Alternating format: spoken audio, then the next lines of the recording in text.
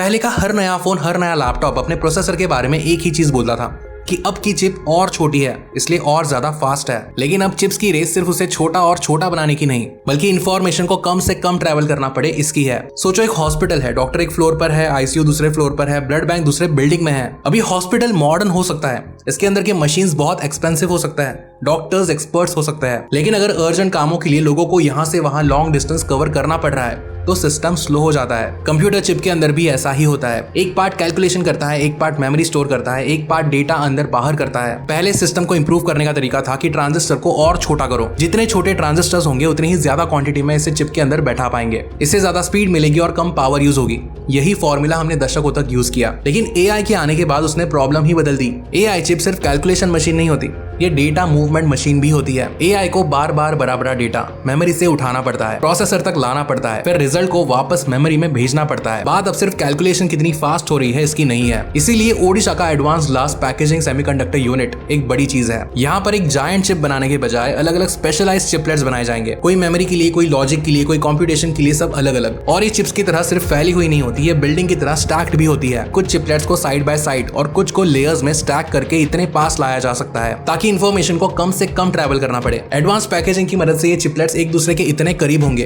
कि ये एक इंटीग्रेटेड सिस्टम की तरह काम करेंगे। फ्यूचर में फास्टेस्ट चिप का कॉन्सेप्ट बदल जाएगा। चिप्स को एक दूसरे के इतना पास होना पड़ेगा कि सिस्टम को वेट ही ना करना पड़े। इससे टाइम बचेगा, सिस्टम की इफेक्टिवनेस बढ़ेगी, हीट कम जनरेट होगी, कूलिंग के लिए पानी कम यूज होगा, मेंटेनेंस कॉस्ट कम हो जाएगी और इसी वजह से कंज्यूमर से रिलेटेड प्रोडक्ट्स और सर्विसेज भी सस्ते हो सकते हैं।